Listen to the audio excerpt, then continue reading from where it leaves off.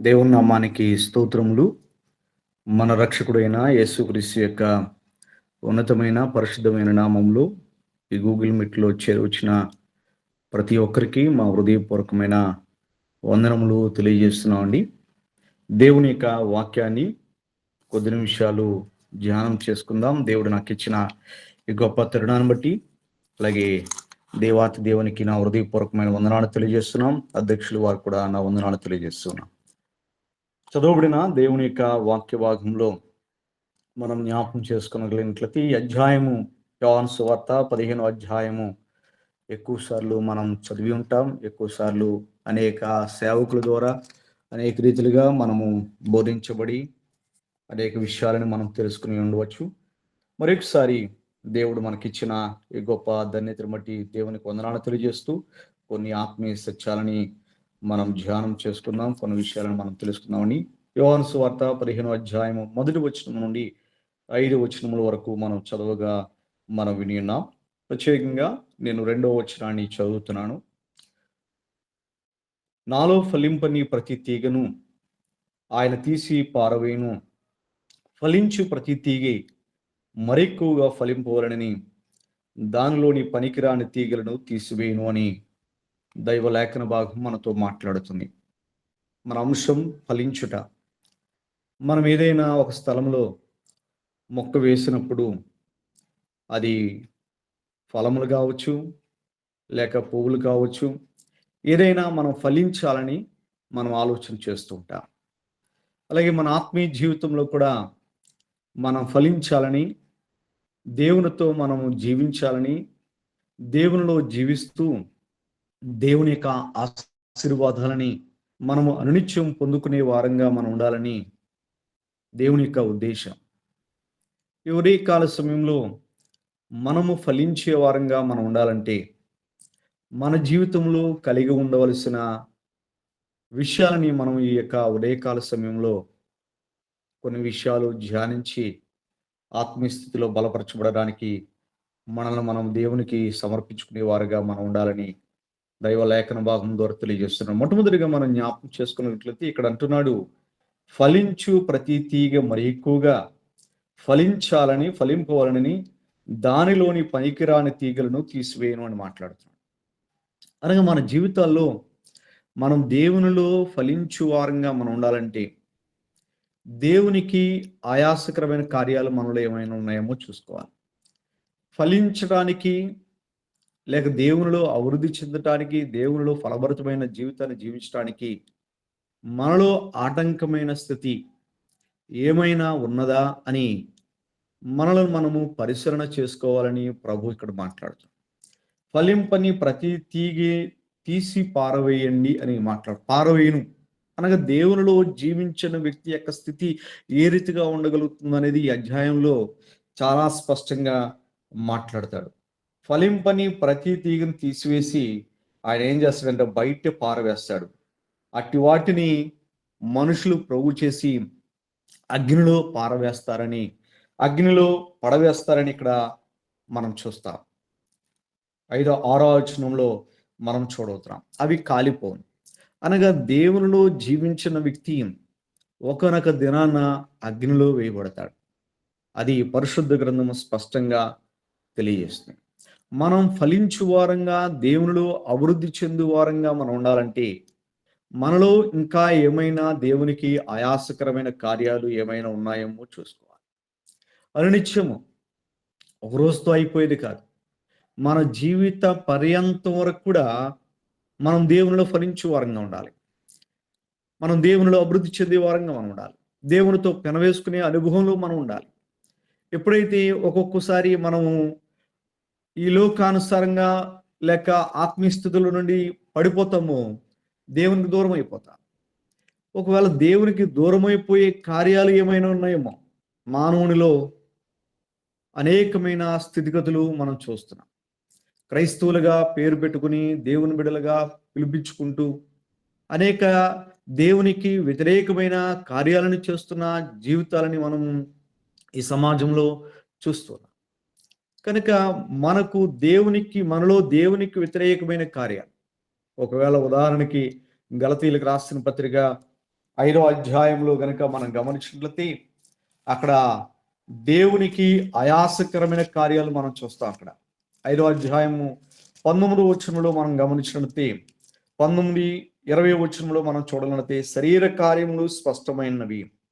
అవేమనగా జారత్వము, అపవిత్రత, కాముకత్వము, విగ్రహారాధన, అభిచారము, ద్వేషములు, కలహము, మత్సరములు, క్రోధములు, కక్షలు, భేదములు, విమతములు, అసూయలు, మత్తతులు, అల్లరితో కూడిన ఆటపాటలు మొదలైనవి. వీటిని గురించి నేను మునుపు చెప్పిన ప్రకారము ఇట్టి వాటిని చేయవారు దేవుని రాజ్యమును స్వతంత్రించుకున్నారని మీతో స్పష్టంగా చెప్పుచున్నాను. వీటిని చేయవారు ఇక్కడ అనేక విషయాలను తెలియజేస్తున్నాడు. శరీర కార్యాలను గురించి తెలియజేస్తున్నాడు. ఈ శరీర కార్యాలని చేయవారు దేవుని రాజ్యమును స్వతంత్రించుకోలేరని స్పష్టంగా అపోస్తలుడైన పౌలు ద్వారా పరిశుద్ధాత్మ దేవుడు తెలియజేస్తున్నాడు. ఒకవేళ విగ్రహారాధన చేయకపోవచ్చు, జారత్వం చేయకపోవచ్చు, అపవిత్రత మనలో ఉండకపోవచ్చు, కాముకత్వం ఉండకపోవచ్చు, కానీ ప్రతి మనుషుని ద్వేషము వెంటాడుతుంది. ఒకటంటే మరొక వ్యక్తికి పడని స్థితిలో ఈనాడు క్రైస్తవులు జీవిస్తున్నారు. కలహము కలిగి జీవిస్తున్నారు. క్రోధాలు, కక్షలు లేక అసూయ కలిగి జీవిస్తున్నారు. పడని స్థితిలో మానవుడు లేక ఈనాడు క్రైస్తవుడుగా పేరు పెట్టుకుని దేవుని బిడ్డగా పిలిపించుకుంటూ ఈ రీతిగా జీవిస్తున్న సమాజాన్ని అనేక మందిని మనం చూస్తున్నాం. మనం దేవునిలో ఫలించాలంటే ప్రత్యేకంగా ఈ శరీర సంబంధమైనవి మనలో ఉండకూడదని దైవ లేఖన భాగము మనతో స్పష్టంగా మాట్లాడుతున్నట్లుగా మనం పరిశుద్ధ గ్రంథంలో మనం చూడవుతున్నాం. దేవునికి వాక్య భాగంలో మనం చదవబడిన పరిశుద్ధ లేఖన భాగంలో యోహాను రాసిన స్వార్త 15వ అధ్యాయం 6వ వచనంలో మనం చూడగలిగితే ఎవడైనను నా యందు నిలిచినని ఎడల వాడు తీగ వలె బయట పారవేయబడి ఎండిపోవును అని మాట్లాడుతుంది. అనగా మనం దేవునిలో ఫలించు వారంగా మనం ఉండాలంటే మనలో ఉంటున్న దేవునికి ఆయాసకరమైన కార్యాలు, దేవునికి అసహ్యమైన క్రియలు మనము తీసివేసుకోవాలి, ఆలోచన చేసుకోవాలి. అందుకనే భక్తుడైన దావీదు మాట్లాడుతూ ఇది చాలా మంచి మాటను దావీదు భక్తుడు మాట్లాడుతున్నాడు. దైవ లేఖన భాగంలో 139వ కీర్తన 23వ వచనం, దేవా నన్ను పరిశోధించి నా హృదయమును తెలుసుకునము, నన్ను పరీక్షించి నా ఆలోచనలను తెలుసుకునము, నీ కాయాసకరమైన మార్గమున ఎందన్నదేమో చూడుము, నిత్య మార్గమున నన్ను నడిపించుము అని భక్తుడైన కీర్తనాకరుడు పరిశుద్ధాత్మ ద్వారా మాట్లాడుతున్నాడు. నీకు ఆయాసకరమైన కార్యాలు ఏమైనా ఉన్నాయేమో, మానవుడు అనునిత్యము ఏదో స్థితిలో తప్పిపోతున్నాడు కనుక తప్పిపోతున్న ప్రతి మానవుడు మనల్ని మనం పరిశీలన చేసుకోవాలి. ఇక్కడ భక్తుడైన దావీదు గురించి మనం గమనించినట్లయితే దావీదు భక్తుడు దేవునితో మాట్లాడుతున్నాడు. నన్ను పరిశోధించు, నా హృదయమును తెలుసుకో, నన్ను పరీక్షించు, నా ఆలోచనలు తెలుసుకో. ఒకవేళ నీ కాయాస్కరమైన మార్గములు నేనేమైనా నడుస్తున్నాయేమో, నాలో ఏమైనా నీ కాయాస్కరమైన క్రియలు ఉన్నాయేమో, వాటిని తీసివేయడానికి నాకు ఒక కృప చూపు, వాటిలో నుండి నన్ను నడిపించు అని దేవుని ప్రార్థిస్తున్నట్లుగా మనం చూడవచ్చు. నా ప్రియమైన దైవ జనాంగమ, ప్రియమైన సహోదరి సహోదరుడా, దేవునిలో మనం ఫలించు వారంగా ఉండాలంటే మనలో దేవునికి ఆయాసకరమైన కార్యాలు ఏమైనా ఉన్నాయేమో, పనికిరాని తీగలు మనలో ఏమైనా మొలుస్తున్నాయేమో, మనం కలిగి ఉన్నాయేమో, వాటిని తీసివేసుకుని మనము దేవునికి నమ్మకమైన వారుగా జీవించాలని పరిశుద్ధాత్మ దేవుడు ఎవరే కాల సమయంలో మనతో మాట్లాడుతున్నట్లుగా దైవ లేఖన భాగం తెలియజేస్తుంది. భక్తుడైన గ్రంథకర్త స్వార్థికుడు మత్తయి మాట్లాడుతూ 3వ అధ్యాయంలో యేసుక్రీస్తు ప్రభు వారి యొక్క మాటలని తెలియజేస్తున్నాడు. 10వ వచనంలో మనం గమనించినట్లయితే, ఇప్పుడే గొడ్డలి చెట్ల వేరున ఉంచబడినది గనుక మంచి ఫలము ఫలింపని ప్రతి చెట్టును నరకబడి అగ్నిలో వేయబడును అని దేవుని యొక్క వాక్య భాగము మనతో మాట్లాడుతుంది. ఇక్కడ భక్తుడైన యోహాను ద్వారా పరిశుద్ధాత్మ దేవుడు మాట్లాడుతున్నాడు. నా ప్రియమైన దైవజనంగా, దేవునిలో జీవించకపోతే మనము ఫలభరితమైన ఫలాలని దేవునికి ఇవ్వలేం. అనగా ఫలభరితమైన జీవితాన్ని మనం జీవించలేం. కనుక ఫలభరితమైన జీవితాన్ని జీవించలేని వ్యక్తి ఎలా ఉంటాడంటే అగ్నిలో వేయబడతాడని పరిశుద్ధ గ్రంథము స్పష్టంగా తెలియజేస్తుంది. కనుక ఈ ఉదయకాల సమయంలో మన ఆత్మీయ జీవితంలో మనము ఫలభరితమైన వారముగా మనం ఉండాలంటే పరిశుద్ధాత్మ దేవుడు తెలియజేస్తున్నాడు. ఇక్కడ మనం జ్ఞాపకం చేసుకునవలసిన వారమైన పనికిరాని తీగలను తీసివేయాలి. ఎప్పుడైతే అలాంటి అనుభవాన్ని మనం కలిగి ఉండగలుగుతామో దేవునిలో ఫలించు వారంగా మనం ఉండగలుగుతాం. రెండవదిగా మనం గమనించినట్లయితే మన జీవితంలో పాత జీవితాన్ని మనం చంపివేసుకోవాలి. ఒకటి, పనికిరాని తీగలను తీసివేసుకుంటున్నాం. పనికిరాని తీగలను తీసివేసుకున్నప్పుడు ఆ పాత జీవితాన్ని మనం చంపేయాలి. పాత జీవితానికి మనం వెళ్ళకూడదు. దేవునిలో నూతన ఆత్మ కలిగి నూతన జీవితాన్ని కలిగి జీవిస్తూ మనం ఎప్పుడైతే మనం ఎదగగలుగుతామో దేవునిలో ఫలించు వారంగా మనం ఉండగలుగుతామని పరిశుద్ధ లేఖన భాగము స్పష్టంగా మాట్లాడుతున్నాడు. యోహాను సువార్త 12:24 కనుక మనం గమనించినట్లయితే, గోధుమ గింజ భూమిలో పడి చావకుండిన ఎడల అది ఒంటిగానే ఉండును, అది చచ్చిన ఎడల విస్తారముగా ఫలించును అని పరిశుద్ధ గ్రంథము మనతో మాట్లాడుతుంది. అనగా ఒక విత్తనాన్ని వేసినప్పుడు ఆ విత్తనము ఫలభరితమైనదిగా ఉండాలంటే భూమిలో పాతిపెట్టబడాలి. ఆ భూమిలో పాతిపెట్టబడిన గింజ బ్రతకాలి. బ్రతికినప్పుడు అది ఎదుగుతుంది, ఎదిగి దాని ఫలాల్ని ఇవ్వగలుగుతుంది. ఇక్కడ ఉదాహరణగా గోధుమ గింజ గురించి ప్రభువు మాట్లాడుతున్నాడు. మన జీవితాల్లో కూడా పాత స్థితిని, అనగా పనికిరాని తీగలను మనం తీసివేసుకుంటున్నాం. ఆ పనికిరాని తీగలు మరలా మనలోనికి రాకూడదు. ఎప్పుడైతే అవి చచ్చినవో అప్పుడు మనము ఫలభరితమైన జీవితాన్ని జీవించే వారముగా ఉండగలుగుతామని పరిశుద్ధాత్మ దేవుడు తెలియజేస్తున్నాం. ఏవైతే ఉన్నాయో శరీర కార్యాలు, ఆ శరీర కార్యాలు మనలో వాటిని తీసివేసుకొని చంపివేసుకుని, అసూయ కావచ్చు, మత్తతులు కావచ్చు, లేక వివిధమైన కార్యాలను అక్కడ ప్రభువు మనతో మాట్లాడుతున్నాడు. గలతీయులకు రాసిన పత్రికలో మనం చూస్తున్నాం. ఎప్పుడైతే వాటిని చంపివేసుకుని తీసివేసుకుని పారవేసి మరలా వాటి జోలికి వెళ్లకుండా ఉన్నప్పుడు మనము ఆత్మీయ స్థితిలో మనం బలపరచబడే వారంగా, ఆత్మీయ స్థితిలో మనం ఎదిగే వారముగా, ఫలభరితమైన జీవితాన్ని దేవునిలో మనం కలిగి ఉండే వారముగా మనం ఉండగలుగుతామని పరిశుద్ధ గ్రంథము మనతో మాట్లాడుతుంది. అందుకని దైవలేఖన భాగంలో ఎఫెసీయులకు రాసిన పత్రిక 4:22-24 వరకు మనం గమనించినట్లయితే ఇక్కడ ప్రభు తన భక్తుని ద్వారా మాట్లాడుతూ, మునుపటి ప్రవర్తన విషయంలోనైతే మోసకరమైన దురాశల వలన చెడిపోవు మీ ప్రాచీన స్వభావమును వదులుకుని మీ చిత్తవృత్తి యందు నూతన పరచబడిన వారే, నీతియు యథార్థమైన భక్తియు గలవారే, దేవుని పోలికగా సృష్టింపబడిన నవీన స్వభావమును ధరించుకునవలనని దైవ లేఖన భాగం తెలియజేస్తుంది. అనగా ప్రాచీన జీవితాన్ని మనం చంపివేసుకోవాలి. పాత జీవితాన్ని, పాత స్థితిని, మనలో ఏమైనా శరీర కార్యాలు ఉన్నాయి, ఆ శరీర కార్యాలను తీసివేసుకున్నప్పుడు, లేక పనికిరాని తీగలను, దేవునికి ఆయాస్కరమైన క్రియలు, దేవునికి అసహ్యమైన క్రియలు, వాటిని తీసివేసుకుని వాటి వైపు చూడకుండా దేవునిలో జీవించు వారం ఇక్కడ అంటున్నాడు. ప్రాచీన స్వభావమును వదులుకుని దేవునిలో మీరు నూతన పరచబడిన వారే, యథార్థమైన భక్తి గలవారే, నీతియు కలిగి జీవిస్తూ దేవుని పోలికగా సృష్టింపబడిన నవీన స్వభావం. పసిపిల్లవాడిని కనుక మనం గమనించినట్లయితే వాడికి ఏమీ తెలియదు. వాడు పసిపిల్లవాని జీవితం ఏ రీతిగా ఉంటుందో, అనగా నూతన జీవితాన్ని, నూతన జన్మ పొందుకున్న వ్యక్తి యొక్క అనుభవం మనం కలిగి ఉండాలని ప్రభు మాట్లాడుతున్నట్లుగా మనం చూడగలుగుతున్నాం. క్రీస్తులో మనం జీవించినప్పుడు, క్రీస్తులో మనం ఎదుగుతున్నప్పుడు మనము మన యొక్క జీవితము దేవునిలో ఎదిగేదిగా, దేవునిలో ఫలించేదిగా ఉండగలుగుతుందని పరిశుద్ధాత్మ దేవుడు మనతో మాట్లాడుతున్నట్లుగా మనం చూడుతున్నాం. మునుపటి ప్రవర్తనను మనం విడిచిపెట్టినప్పుడు ఆ మునుపటి ప్రవర్తన వైపు మరలా తిరుగుక దేవునిలో జీవిస్తే, దేవుని పోలికగా సృష్టింపబడిన ఆ నవీన స్వభావాన్ని నూతన స్వభావాన్ని, నూతన జన్మ అనుభవంలో మనం ఎప్పుడైతే ముందుకు కొనసాగిపోగలుగుతామో, మనము దేవునిలో ఫలించు వారంగా, దేవుని స్తుతించు వారంగా, దేవుని యొక్క నామాన్ని ఘనపరచు వారంగా మనం ఉండగలుగుతాం.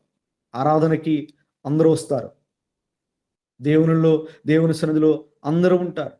కానీ పరలోక రాజ్యంలో అందరూ ఉండరు. దేవుని సన్నిధిలోకి దొంగలు రావచ్చు, వ్యభిచారులు రావచ్చు, మంచివారు రావచ్చు, చెడ్డవారు రావచ్చు, ఎవరైనా దేవుని సన్నిధికి రావచ్చు, వస్తారు. ఎవరైనా దేవుని సన్నిధానికి వస్తారు. కానీ ఎవరైతే ఫలభరితమైన జీవితాన్ని జీవిస్తారో వారే పరలోక రాజ్యంలో నిత్య నివాసులుగా ఉండగలరు. ఈ లోకానుసారముగా జీవిస్తూ పైకి దేవుని భక్తులుగా, దేవుని బిడలగా జీవిస్తూ, దేవుని సన్నిధికి విడిచిపెట్టకుండా వస్తూ, దేవునిలో జీవిస్తున్నామనే నటనా జీవితం కలిగి జీవిస్తే వారు దేవుని రాజ్యాన్ని స్వతంత్రించుకోలేరు, దేవునిలో ఫలించేవారుగా ఉండలేరు. ఎప్పుడైతే దేవునికి నమ్మకమైన జీవితాన్ని జీవిస్తారో, ఎప్పుడైతే ఈ నవీన స్వభావాన్ని ధరించుకునే వారుగా ఉండగలుగుతారు, పాత జీవితానికి స్వస్తి చెప్పి క్రీస్తును అంగీకరించిన తర్వాత, క్రీస్తులో రక్షింపబడిన తర్వాత, క్రీస్తుని కలిగిన తర్వాత ప్రాచీన జీవితాన్ని చంపివేసుకోవాలి. ఆ ప్రాచీన జీవితానికి స్వస్తి చెప్పి ఎప్పుడైతే నవీన స్వభావాన్ని ధరించుకునే వారుగా ఉండగలుగుతారు, వారు ఫలభరితమైన వారుగా ఉండగలుగుతారు. నిత్యరాజ్యానికి, దేవుడిచ్చే నిత్యరాజ్యానికి వారసులుగా ఉండగలుగుతారని పరిశుద్ధ లేఖన భాగంలో ప్రభువు మనతో మాట్లాడుతున్నట్లుగా దైవ లేఖన భాగం ద్వారా మనం గ్రహించవలసిన వారమైన. కొలస్సీలకు రాసిన పత్రికలో అదే మాటను కూడా మరలా భక్తుడైన అపోస్తుడైన పౌలు పరిశుద్ధాత్మ ద్వారా తెలియజేస్తున్నాడు. 3వ అధ్యాయము 10వ వచనంలో కనుక మనం గమనించినట్లయితే, ఏలైనగా ప్రాచీన స్వభావమును దాని క్రియలతో కూడా మీరు పరిచయించి జ్ఞానము కలుగు నిమిత్తం దానిని సృష్టించిన వాని పోలిక చొప్పున నూతన పరచబడుచున్న నవీన స్వభావమును ధరించుకుని ఉన్నారు అని అపోస్తుడైన పౌలు మాట్లాడుతాడు. అనగా ప్రాచీన స్వభావానికి ఏం చేయాలంట? స్వస్తి చెప్పాలి. దాని క్రియలతో మీరు వాటిని పరిచయించాలి, వాటిని విడిచిపెట్టి దేవుడు సృష్టించిన వాణి, ఈ లోకాన్ని సృష్టించిన లేక సృష్టించిన వాని పోలిక చొప్పున నూతన పరచబడుచున్న నవీన స్వభావాన్ని మనం ధరించుకోవాలి. మనం వాటిలో మనం ముందుకు కొనసాగిపోవాలి. దేవుని పోలికలో మనం జీవించాలని పరిశుద్ధాత్మ దేవుడు ఎవరే కాల సమయంలో మనతో మాట్లాడుతుంది. మన ఫలభరితమైన వారంగా ఉండాలంటే నూతన అనుభవం, నూతన స్థితి, నవీన స్వభావం, నూతన దేవుని పోలికలో మనం ఉండాలి. దేవుని పోలికలో మనం ఎప్పుడైతే మనం ఉండగలుగుతామో మనల్ని బట్టి దేవుడు ఆనందిస్తాడు. మనం ఫలభరితమైన వారంగా ఉండగలుగుతాం. దేవుని యొక్క ఆశీర్వాదాలు మనం పొందుకునే వారంగా మనం ఉండగలుగుతామని పరిశుద్ధ లేఖన భాగము మనతో మాట్లాడుతున్నట్లుగా మనం చూడగలుగుతాం. నా ప్రియమైన సహోదరి సహోదరుడా, నా ప్రియమైన దైవ జనాంగమా, మన ఫలభరితమైన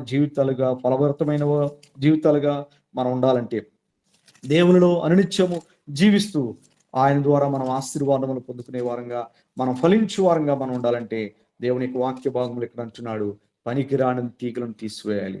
రెండవదిగా, పనికిరాని తీగలను తీసివేసిన జీవితంలో మనం వాటిని విడిచిపెట్టి, అనగా ప్రాచీన జీవితానికి స్వస్తి చెప్పి, పాత జీవితానికి స్వస్తి చెప్పి, నూతన స్వభావాన్ని, ప్రాచీన స్వభావాన్ని దేవుని పోలికగా మనం జీవించినప్పుడు మన జీవితాలు ఫలభరితమైనవిగా ఉండగలుగుతాయని పరిశుద్ధ లేఖన భాగం మనతో మాట్లాడుతుంది. మూడవదిగా మనం గమనించినట్లయితే, మనము ఫలభరితమైన వారముగా ఉండగలుగుతున్నామా లేక ఫలించలేని స్థితిలో ఉంటున్నామా అనేది మనం గ్రహించాలి.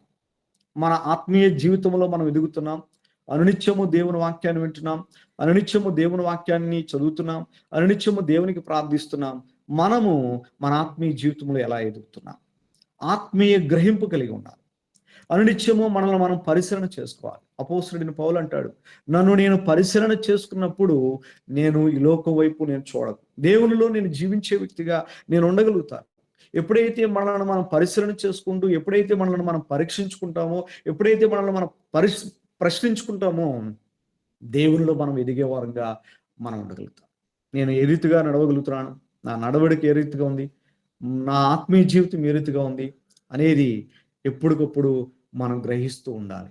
ఎప్పటికప్పుడు మన ఆత్మీయ జీవితం గ్రహింపు కలిగి ఉన్నప్పుడు మనము ఈ లోకములో పడిపోయే స్థితిలో ఉండకుండా దేవునిలో ఎదిగే వరంగా మనం ఉండగలుగుతామని దైవ లేఖన భాగము మనతో పరిశుద్ధాత్మ దేవుడు మనతో మాట్లాడుతున్నట్లుగా మనం గ్రహించవలసిన వారమైన. ఇక్కడ పరిశుద్ధ గ్రంథంలో మనం గమనించినట్లయితే మత్తయి సువార్త 13 అధ్యాయము 23 కనుక మనం చూడగలిగినట్లయితే చక్కటి మాటను మనం చూస్తాం.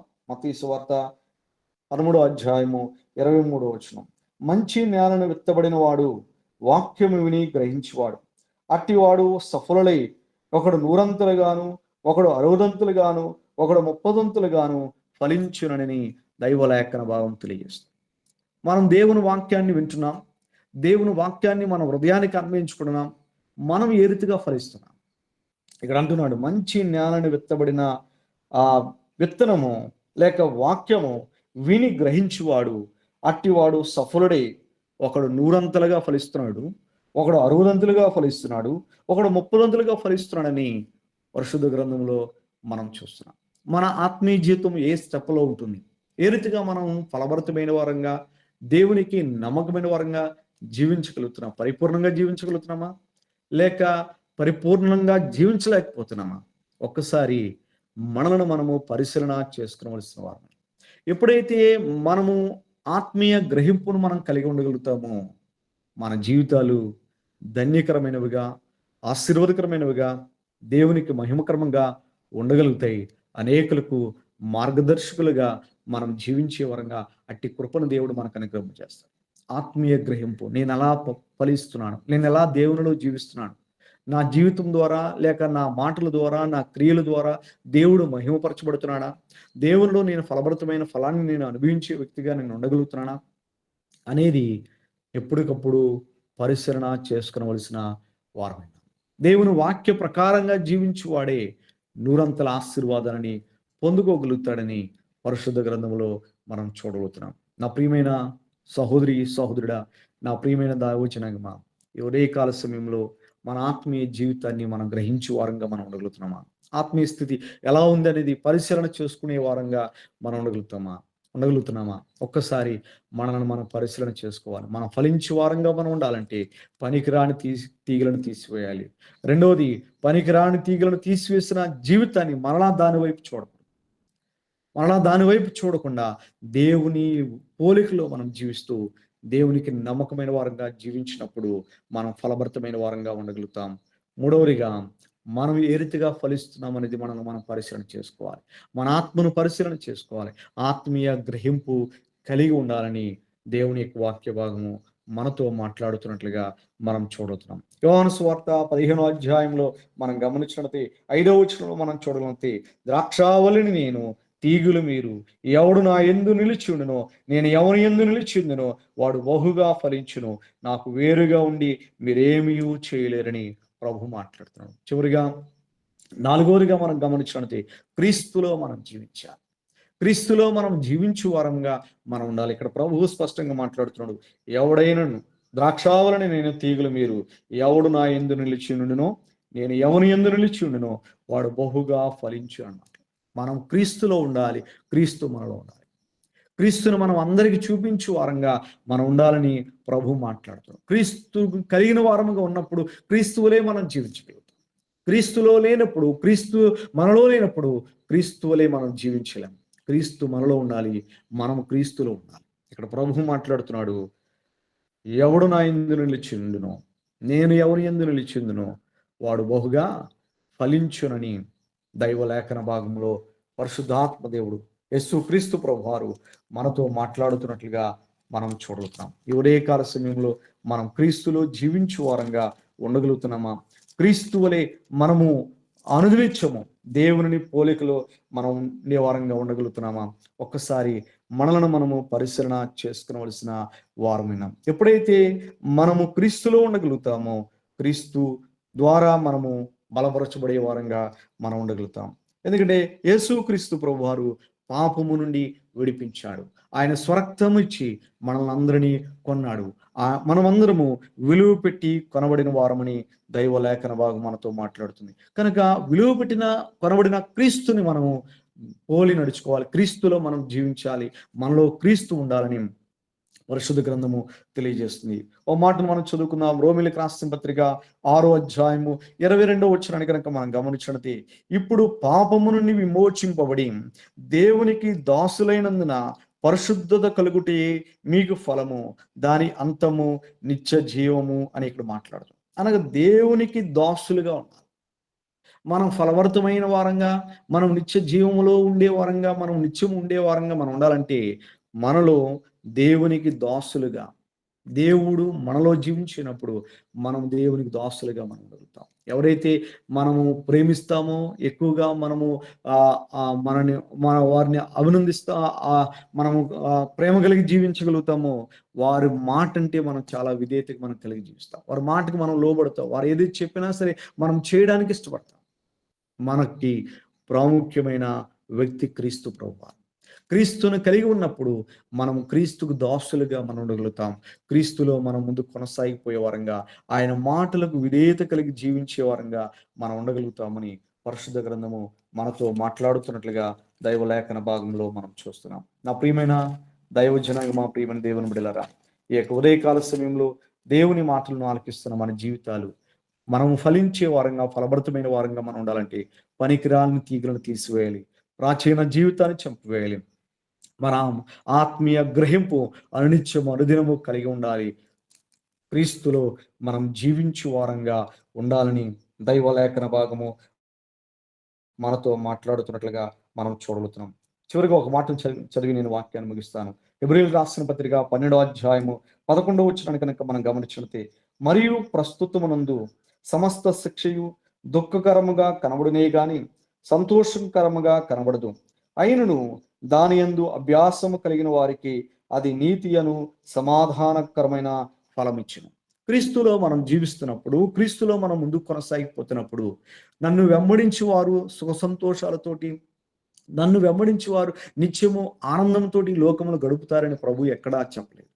ఆయనను వెంబడించి వారు సమస్యలో ఎదురవచ్చు, హింసలకు గురి కావచ్చు, లేక అవమానాలకు గురి కావచ్చు, హింసింపబడవచ్చు. అయినా సరే ఇక్కడ అంటున్నాడు, ఒకవేళ అలాంటి అనుభవంలో వెళుతూ ఉన్నప్పుడు ఆ ప్రస్తుత సమస్త శిక్షము మనకు దుఃఖకరముగా లేక సంతోషకరంగా కనబడకపోవచ్చు.